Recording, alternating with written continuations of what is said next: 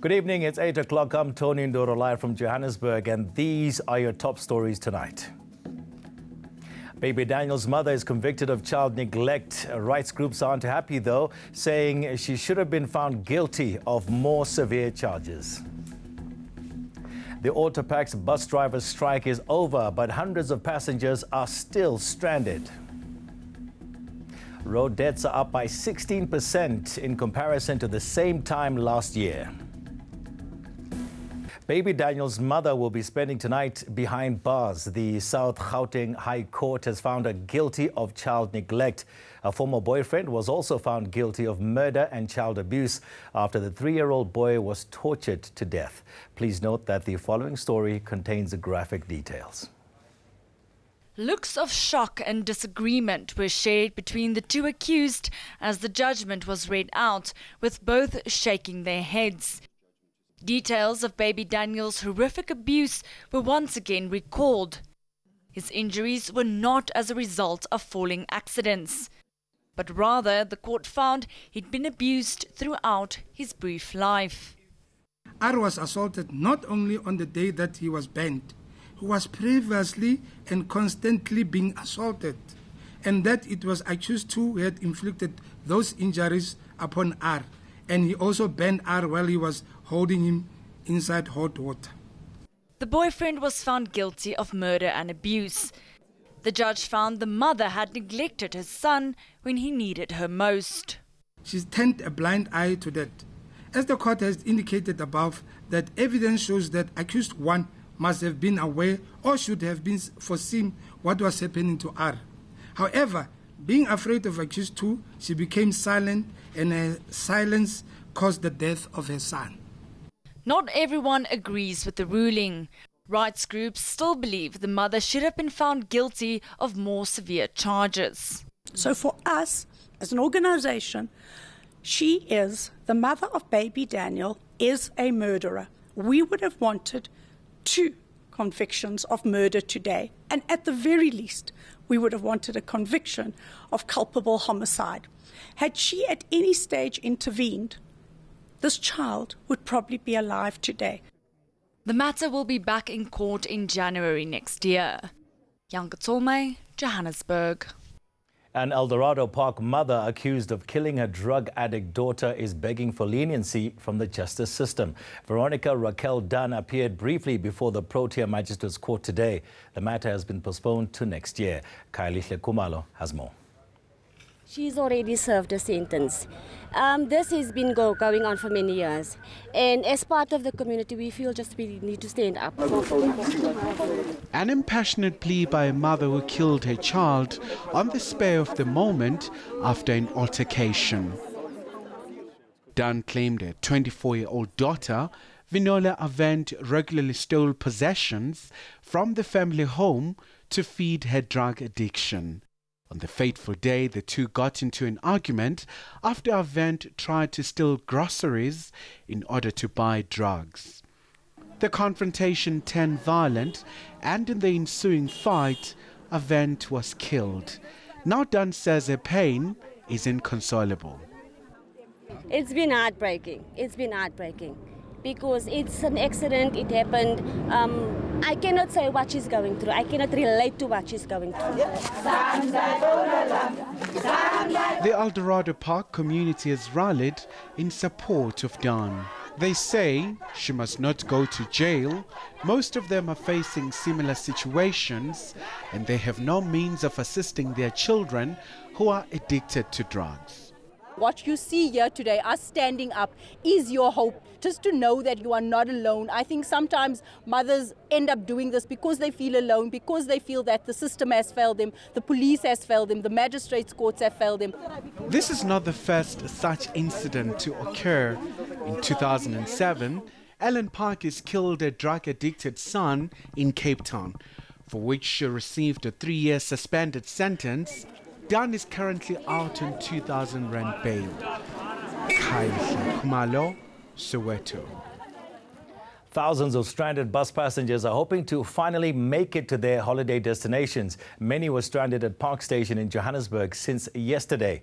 That's because Autopax bus drivers have been on strike. Most of the travelers were meant to leave for around 105 destinations across the country. Now, they're hoping not to spend another night at the station after the dispute was resolved and the drivers are now back at work. Stindile Qaba reports. Chaos. Over 3,000 commuters from all over South Africa have been forced to do the unthinkable. Namtsilale apha izolo esamenteni. Savuka namhlanje ekseni sabloka amagate ukuthi kungaphumi ibhasi. On Wednesday, many were notified their trips won't be going ahead. Bus drivers employed by Autopax, which operates city-to-city and Translux, had embarked on a wildcat strike, spelling a travelling nightmare. Then after 8 o'clock, it was 9 o'clock, 10 o'clock until 11 o'clock. Then we ended up sleeping here with children. We have children here, we have pregnant women, we have elderly people here. So we slept here and it was not good. The service is not very, very good for us.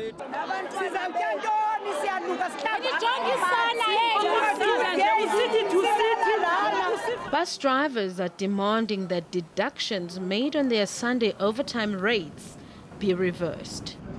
We have reversed that calculation, so the drivers will get their hourly rate as was understood up until what happened yesterday.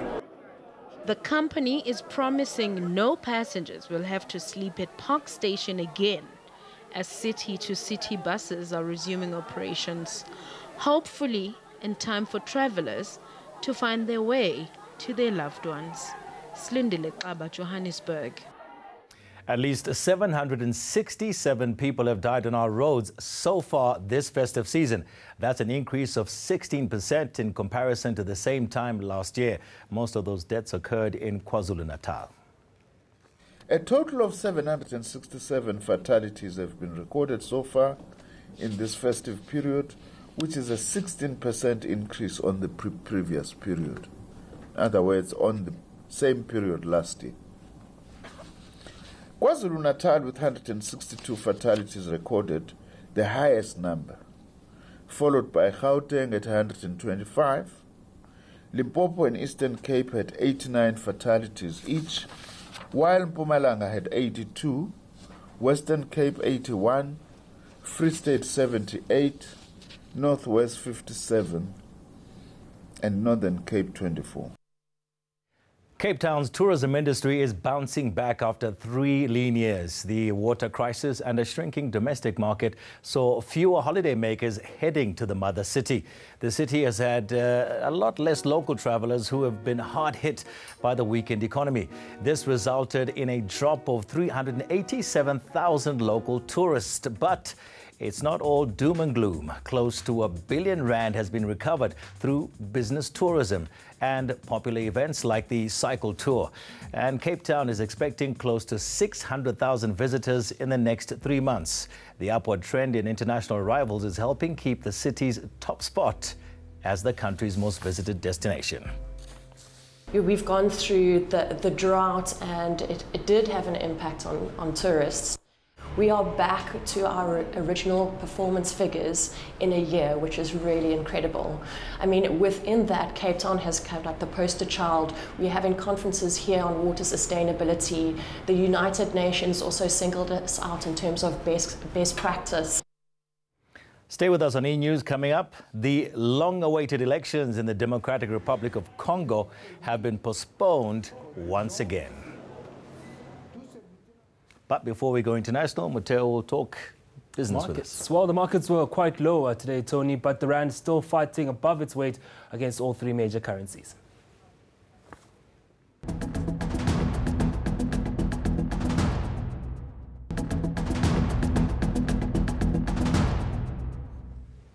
Welcome back. Matteo Khwaribe joins us now for some business news and some more anti-competitive behavior unearthed.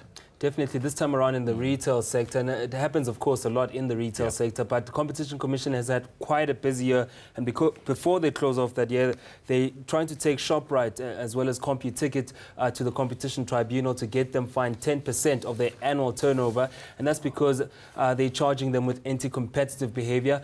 Well, what's happened really is that ShopRite and CompuTicket have gone into exclusive contracts to distribute tickets and shutting out smaller guys that are also in the same business, which means they can't negotiate for better prices, and if they are the main suppliers, can only accept the price that they're given. So smaller guys also complaining to the Competition Commission, that being Arts Link, Strictly Tickets, Going Places, Ticket Space and Ezemidlalo Trading, saying that, look, we're being shut out here by these big companies and they want to basically monopolize the distribution of tickets for theatre, games and all sorts of entertainment. And it's really a gluttonous business where they really try to be greedy with a lot of these segments that they're going into, and the Competition Tribunal trying to put a nip on the bud on the particular practice. Just called capitalism, right? Definitely. All right. Tell what's happening market-wise. Well, capitalism is still thriving on the markets. The global markets much weaker today because of the US Fed raising interest rates last night. That, of course, hit the emerging market in South Africa, the JSE. The all-share down more than 0.5% on the day. Industrials in the same margin, while financials closed off the negative territory there. Profit-taking day for mining shares. Gold was up 2% yesterday. It's down more than 0.5% today. Platinum worse off, down 1.5%, while resources also tracked back on the day. Gold is still a safe haven for traders. It's actually gone up by 1.5% at $1,261 an ounce, while platinum was up marginally at 0.36%, and Brent crude at $54.36 a barrel. Excuse for that mistake there.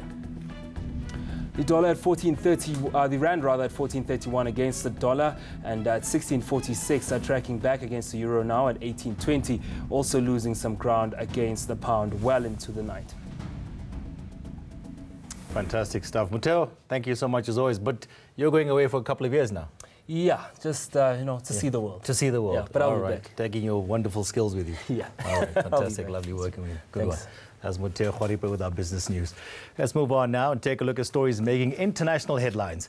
Elections in the Democratic Republic of Congo have been postponed. Sunday's much-anticipated poll will now be delayed by at least a week.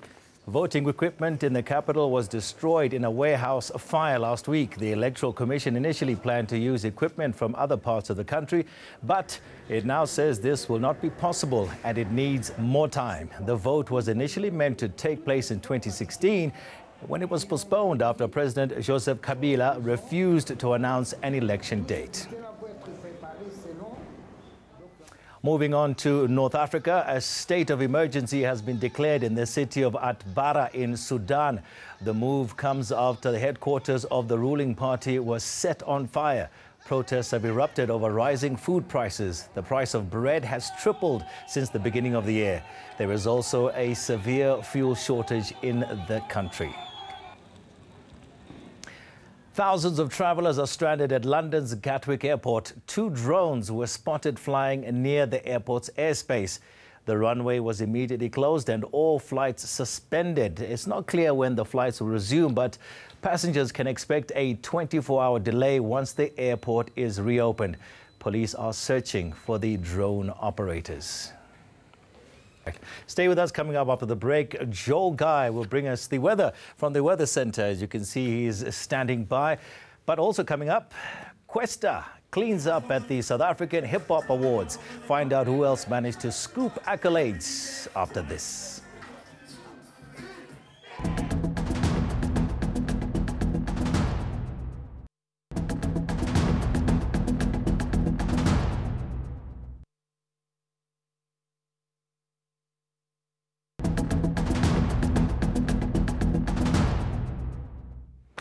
Welcome back. Time to find out what will be happening weather-wise, and no better man to tell us than Joel Guy. Thank you so much, Tony. Well, we actually have some thunderstorms going on and set to continue through the night over parts of Limpopo and Mpumalanga, and some rainy weather as well over much of KwaZulu-Natal and the eastern areas of the Eastern Cape. Now, we start off Friday with some isolated thundershowers persisting over parts of Mpumalanga and Limpopo, where it's going to be mostly cloudy. Light rain as well for parts of the East Coast and the adjacent interior. Then later on in the day, we should see stormy weather setting in once again across much of eastern South Africa, where severe thunderstorms that could produce large hail and damaging winds are possible for Gauteng and parts of the northwest. Light rain will continue for the East Coast, and it will be mostly sunny and warm to hot for the central and western areas, although we could see a bit of cloud creeping into parts of the Southern Cape areas. Now, let's take it closer to your part of the country. It's going to be mostly sunny and sizzling hot for the eastern areas of the Northern Cape, where there is a warning for runaway fires that can be possible on Friday afternoon. In the Western Cape, we are going to see mostly sunny and warm to hot weather for the interior. It will be partly cloudy for the coastal areas. Cape Town warming to around 29 degrees. Isolated rain and thundershowers are forecast for the eastern areas of the Eastern Cape. It will be dry for the western parts. Port Elizabeth warming to around 26 degrees. We are going to see rain and thundershowers as well for much of KwaZulu-Natal, where it will be pleasantly warm in most areas, with highs lying mostly in the mid-20s. The Mpumalanga province should see similar weather conditions, mostly cloudy with rain for the eastern areas, especially for the first part of the day. And Bombela should warm to around 25 degrees in the afternoon. We are going to stay with stormy weather across much of Limpopo, warm to hot in most areas. Polokwane peaking at around 26 degrees. It will be hotter for the western sections, Tawazimbi making it to 34 in the afternoon. We are also going to see thundery showers over the eastern half of the northwest, hot for Mahikeng, peaking at 35 degrees, 33 for Rustenburg. Thunder showers are also possible around Bethlehem and Harrismith. Otherwise, it will be dry for much of the Free State, mostly sunny for Bloemfontein and Forest-Smith, both peaking at around 35. We are also going to see unsettled weather in Gauteng, where top temperatures in the lower 20s are forecast for your Friday afternoon. Now, here's just quickly looking ahead to the coming weekend. We are going to see thunderstorms over much of eastern South Africa, light rain for the KwaZulu-Natal and Eastern Cape coastal areas. Cape Town will be partly cloudy and dry with a warm 28 for the maximum temperature. Then on Sunday, mostly sunny and hot weather is forecast for the western areas. Cape Town is going to warm up to 30 degrees, and we are going to see rain and thunderstorms over the eastern areas, maybe spilling into East London, where a high of 28 is expected. That's all from me, Tony. Back to you. Thank you so much, Joe Guy. Finally, some nice weather for Cape Town. Right, if the South African HipHop Awards are anything to go by, Kwesta is undoubtedly the king of the genre. The 7th annual awards were dished out at a glitzy ceremony in Johannesburg. Kwesta cleaned up with 6 awards. Ditiro Selepe was at the Lyric Theatre. First-time nominee, first-time winner. Big Zulu wins Freshman of the Year. He puts his success down to his original music. Ngicabanga ukuthi okuningi sebekwenzile, we understand, ukukhuluma lento zaba ama-trap, like ukukhuluma amantombazane ngemoto ngotshwala, sebekwenzile, abantu sebekuzwile leyo nto, sebeyenzile. Right now into ehlukile kimi nabo ukuthi mina ngibanika into yasekhaya.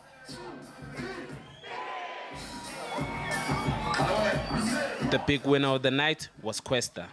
His 6 awards included Best Music Video, Hustler of the Year, and Song of the Year. For me, it's important to support these awards just generally because they're awards, right? I've been here before, I'm not nominated, and I was just there chilling. I was just having a good time just with everyone else. You know what I mean? Because in my head, it's hip hop. The awards pay tribute to rappers Ben Sharper, Pro Kid, and Double HP, who all died this year. Nasty C, Nomuzi, and Stogie T were also amongst the winners. Ditiro Selepe, Johannesburg. Right, let's quickly remind you of our top stories tonight. Baby Daniel's mother is convicted of child neglect. Rights groups are not happy, saying she should have been found guilty of more severe charges. The Autopax bus driver strike is over, but hundreds of passengers are still stranded. Road deaths are up by 16% in comparison to the same time last year. Well, that's it for myself and the team. We'll see you again tomorrow night. Good night.